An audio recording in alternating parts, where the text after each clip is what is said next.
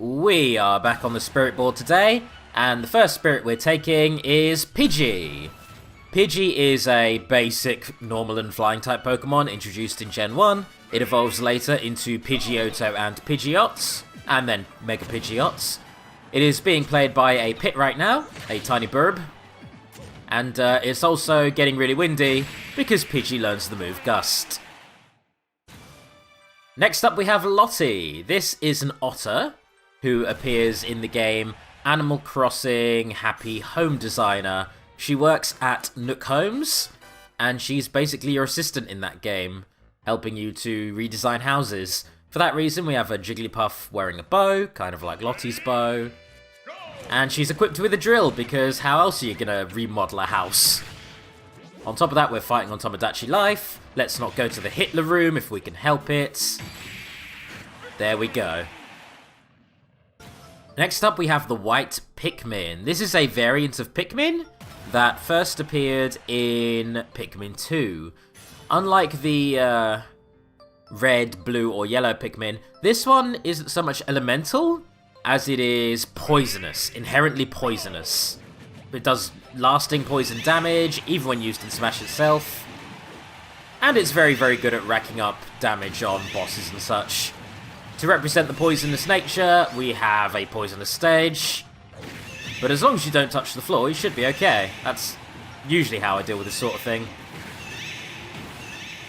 Also, these Pikmin fights are just really easy.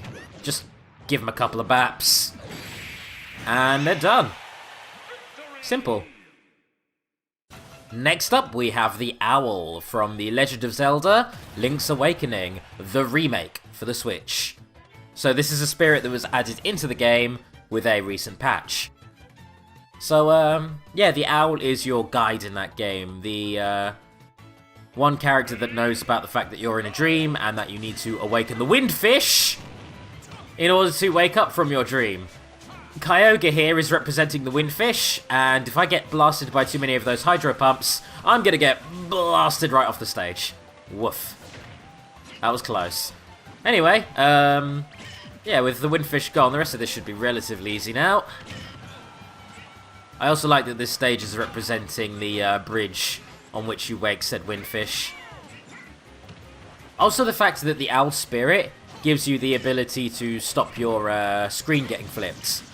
That's such a tiny little detail, but owls can rotate their heads 180 degrees, so the implication is that if the screen flips, the owl just turns its head for you. I love that detail, it's very, very good. Come on now, finishing blow. Bloody owl. Being played by Falco as well, because there are a lot of bird-related characters being played by Falco in this. Weirdly, Pidgey wasn't. But yeah. Anyway. One more big hit should do it. Or maybe a throw. Let's go for a throw. Alright, this is the Commander from the game X. So the Commander is exactly that. He's your commander in that game. A game where you have to rescue a cargo ship that is full of power crystals from a bunch of world-conquering aliens. Apparently, according to that game's lore, we're a bunch of planetary colonialists anyway, but whatever. Apparently Earth's inhabitable now. And whose fault is that? So, yeah. Anyway, also dealing with Andros in the background there, whose polygonal face is very close to that of the Commander's. And a wireframe Little Mac, who, again, gives off that look. Anyway, here is the Partner Eevee from Pokemon Let's Go, Eevee Edition. Yep, I believe that's what it's called. The remake of Generation 1, Red, Blue and Yellow, for the Switch, in which you could get an overpowered Eevee or an overpowered Pikachu. Now, when I started this game, I already started with the Pikachu Spirit, which honestly isn't too far from this battle, but this is more for the Eevee, so in this battle you have the Mii Gunner, with her most generic appearance, to represent a very generic Pokemon in the form of Eevee.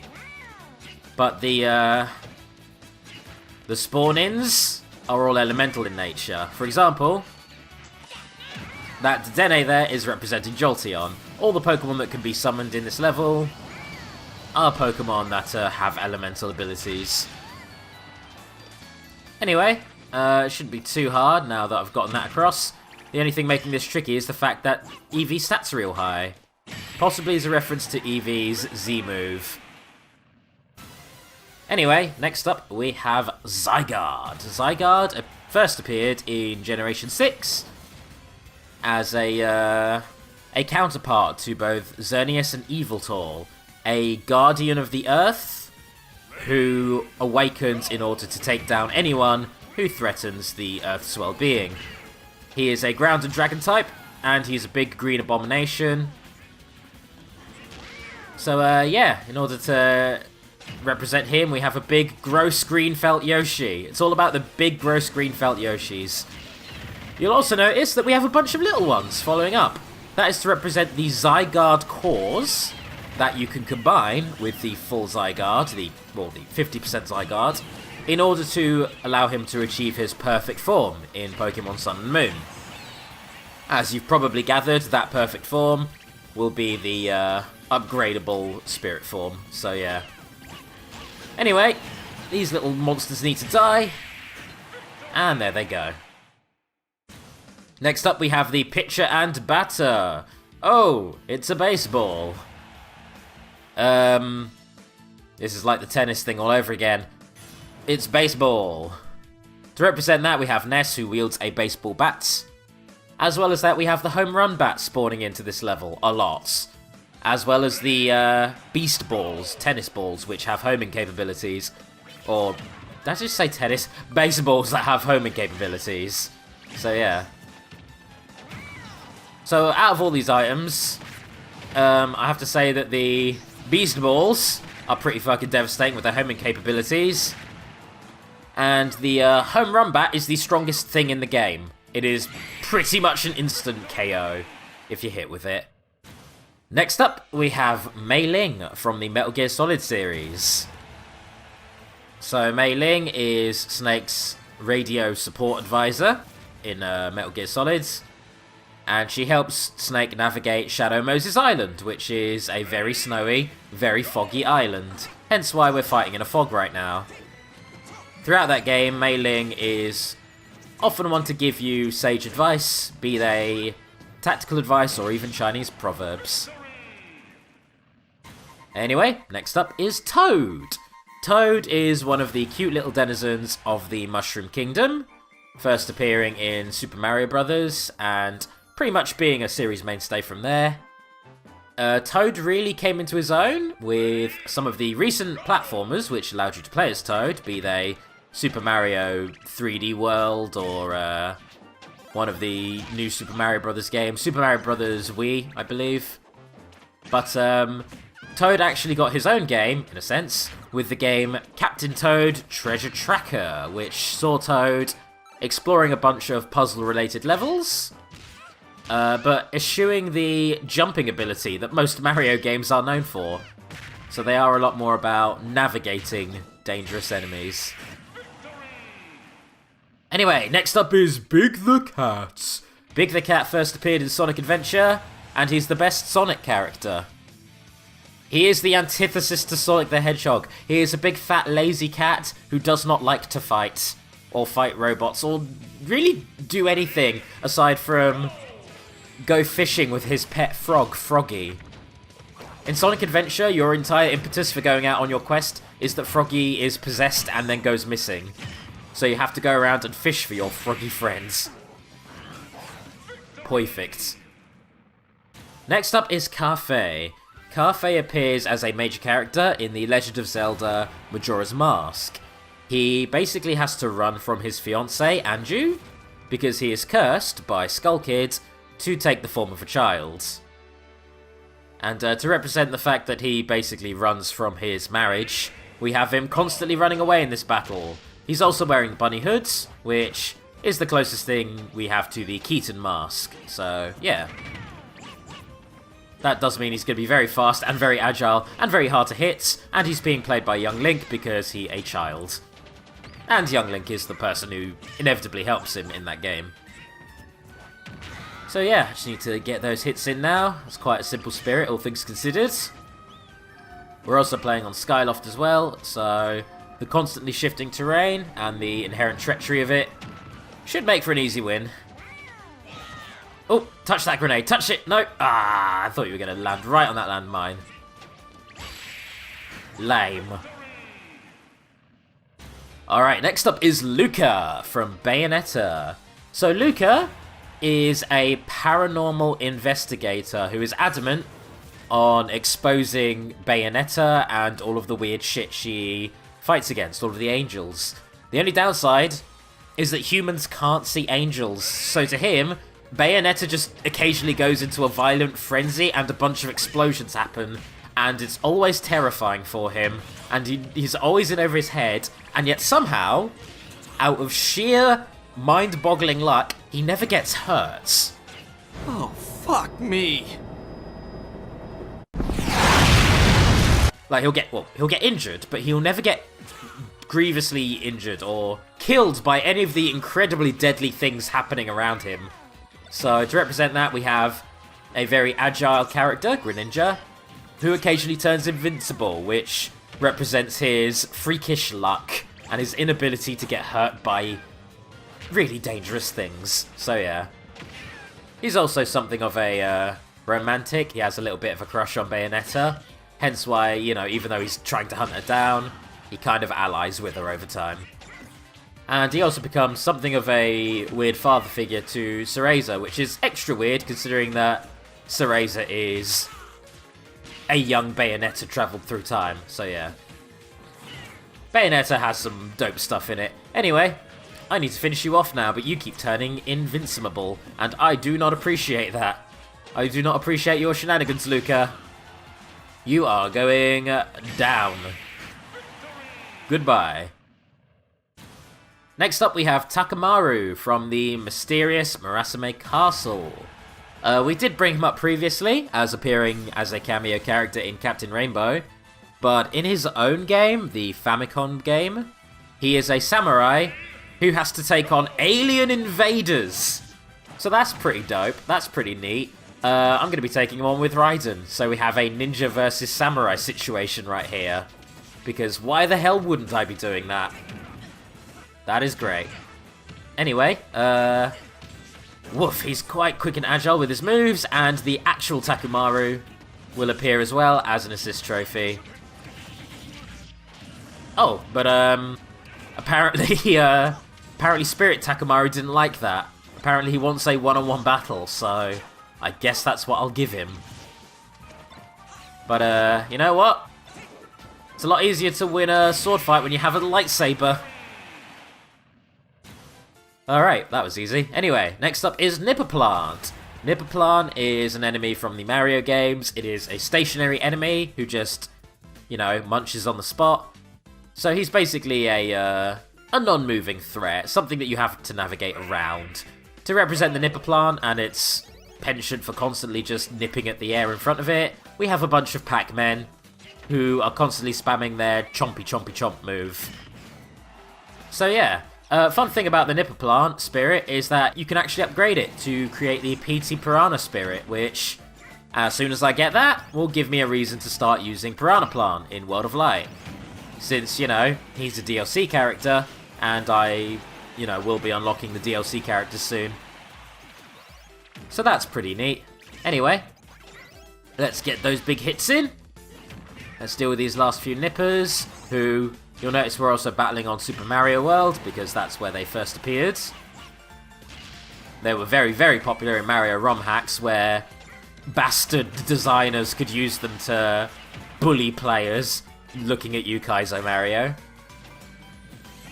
And, woof, these guys are still going, are they? Wow. Tenacious. Very tenacious. I don't even think I'm going to need my final smash. Oh, come on. There we go. Got him. Alright, next up is Thundurus. So Thundurus is one of the Kami legendaries introduced in Generation 5, being an electric and flying type Pokemon. So to represent that, we have a Mega Man who's going to be spamming a shitload of electric moves on an electric stage, on a level based on the seas, where thunderstorms are very, very likely to happen. So yeah, Thundurus is one hell of a strong Pokemon. Pretty goddamn devastating. It actually has an alternate form, a Therian form, which is a giant electric man-bird. I don't really know how else to describe it. It's a weird hybrid of a man and a bird. It's like a harpy. Like an electric harpy. Anyway, there goes Use. And here is Luigi from Mario Tennis Aces. This is pretty much the same battle as the one we had against Mario and Peach. Except this one is way easier. Like, significantly easier. Like, that Mario and Peach gave me grief. It took me a long time to beat those guys. This one, I did it in one.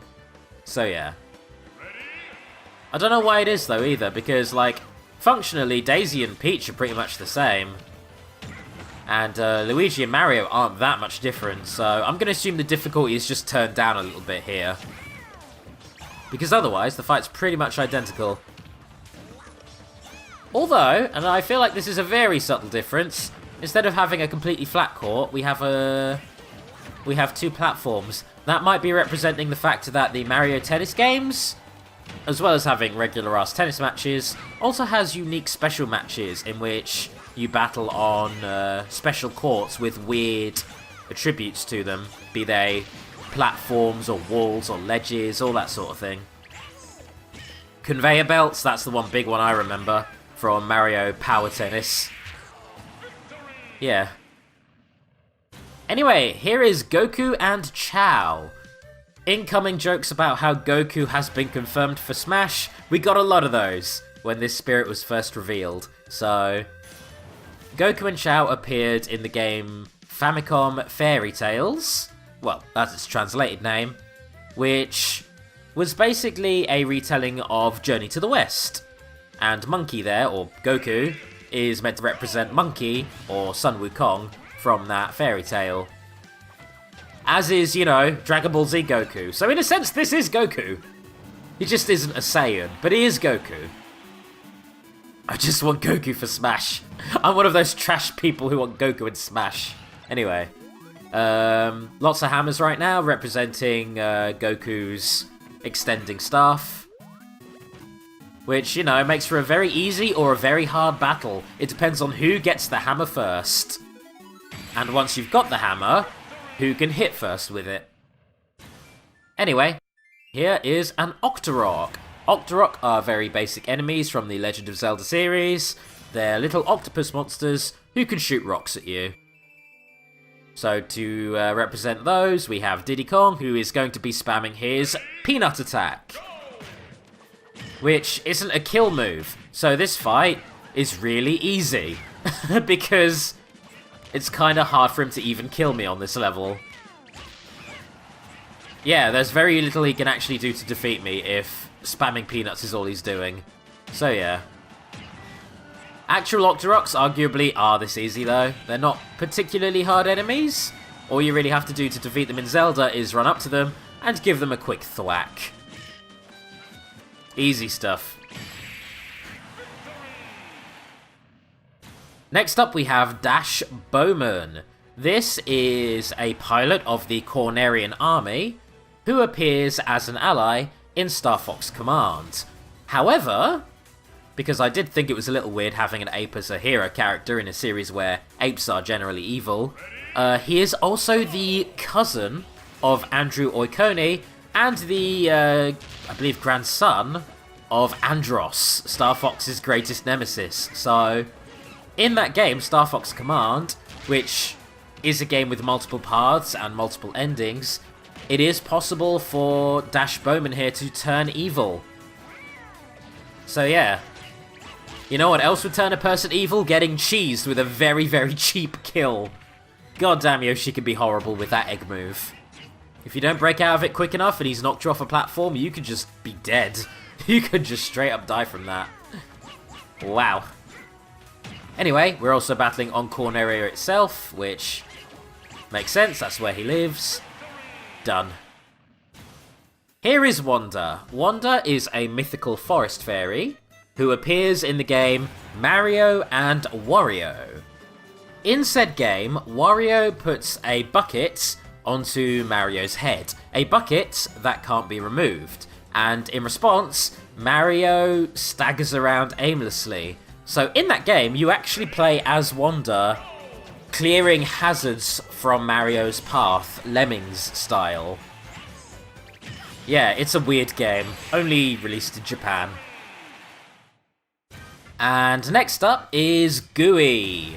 Gooey is a character from the Kirby series, first appearing in Kirby's Dream Land 2 as a very, very minor cameo appearance, and then as a more major role in Kirby's Dream Land 3, where he is Kirby's main ally. Especially if you're playing multiplayer, player 2 takes the role of Gooey.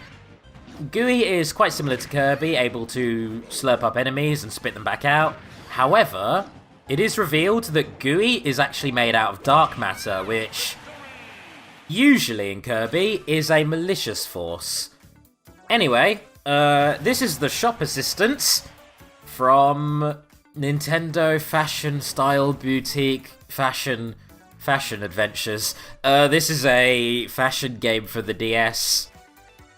I'm not a fashionable person, so I wasn't a massive fan of this game. I didn't really get into it, I'm sorry to say. But yeah, being played by Zelda, and we're in the Tomodachi level because, yeah, it's full of people wearing clothes, I guess. Maybe it's meant to be like a fashion boutique, maybe. Oh, hello, Hitler. I like your red shirt. God. Anyway, I'm definitely gonna have to stage the Hitler battle soon, just so you can see what that looks like. One thing about this particular battle that is interesting is that it is full of items that give permanent changes to your form to represent different clothing. Oh, hello. Here is Mr. Eid. Mr. Eid is an android who appears in the F-Zero games. He was created to be the perfect android in those games, but in real life, he is a reference to Nintendo's Entertainment, Analysis, and Development Department. The EAD department, who are credited in a lot of Nintendo games. You'll be surprised once now you've heard of them, how many different credit sequences you're going to be seeing them in. Assuming you beat a lot of Nintendo games. Anyway, yeah, the actual Mr. Eid himself is something of a reference to Mario, what with his big mustache and his love of Italian food, which is canonical. But I think to better match his girth, if you will, or his massive weight, his chonk, we have Wario instead. Which, you know, that's fair. Wario is just Mario, but bigger. And slightly more malicious. And also run over. Here is the Bayonet. So the Bayonet is a robot appearing in the Custom Robo series. He appears in Custom Robo V2 for the N64, and it is an illegal model of the Strike Vanisher Robo. So yeah, this is some black market robot right here. Anyway, being played by Dark Samus, as well as regular ass Samus, and spamming missiles because that's what Custom Robos generally do. They're a bunch of mechs, and you make them fight each other. Again, Japanese exclusive series, so my knowledge is relatively limited. Nintendo, give us more of your exclusive series, we're dying for them. Okay, here is Vivian. Vivian appears as one of your allies in Paper Mario: The Thousand-Year Door. She is one of these Shadow Sirens, who it is revealed are henchmen for the Shadow Queen, the main villain of that game. And Vivian herself joins you, not quite realizing that you actually are her enemy Mario at the time, but later realizing what a genuinely good person you are. One of my favorite things about Vivian, well, favorite arguably, is that in the Japanese version of the game, she is actually trans, which is dope. But annoyingly, that was censored for our version of the game. Nintendo use a bunch of cowards. Or Nintendo's localizers. Y'all a bunch of cowards. Let us have our trans ghost ally, please. Anyway, the fact that she is invisible throughout this whole battle is due to the fact that Vivian had that ability in Paper Mario. She could turn invisible, or even drag you into the shadows to make you invincible. And here we have definitely not Buzz Lightyear from Chibi Robo. This is Drake Redcrest. He is a toy, a living toy of a Space Ranger, in a game where you're playing as a tiny robot that has to go around and tidy a house. And, yeah, he's something of a poser. He loves to pose.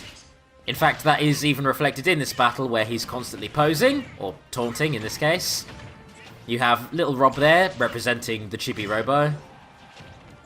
And you'll notice the level we're playing on, the Nintendogs level, has us navigating a giant house. So everything about this is pretty on point. Chibi Robo was a pretty neat game. I've actually played it, and yeah, it's a fun time. And there goes Drake. Next up is Charmander. This is an inverse of the Venusaur and the Blastoise battles. So we're now playing against Charizard's original form. Once again, skipping out on Charmeleon. Sorry, Charmeleon. Anyway, this is a tiny Charizard who is going to be battling on a lava level. So as long as I don't touch the ground, I should be good. And yeah, in all honesty, this should be quite easy because Charmander isn't even evolved. This is quite literally just a weak Charizard. The only thing giving me grief is the... God damn it, lava floor. Alright, maybe I'm underestimating this fool. Get down! That's better. Can't fly yet. And keeping with Pokemon, here is Togedemaru. Togedemaru is one of the many Pikachu derivative Pokemon. Introduced in Generation 7, it is an electric and steel type. So, we have a team of Pichus that we're battling against for this one. Tiny Pikachus. A little bit bummed out that they aren't metal, because that would be the perfect way to represent Togedemaru. But instead, we have a bunch of urchins spawning to represent Togedemaru's horrible little spikes, what with it being a hedgehog. And yeah, that's actually trivializing the hell out of this battle. Wow. Ooh, speak of Pikachu knockoffs, we had Emolga floating around in the background there. Adorable. Alright, one more to deal with. All I need you to do is touch a spike, Togedemaru. Just one spike in your bones.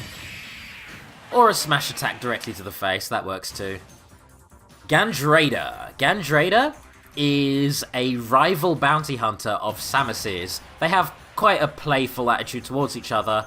However, in the game Metroid Prime Corruption 3, where she is actually introduced, she is exposed to Phazon Corruption, which eventually turns her evil and turns her against you.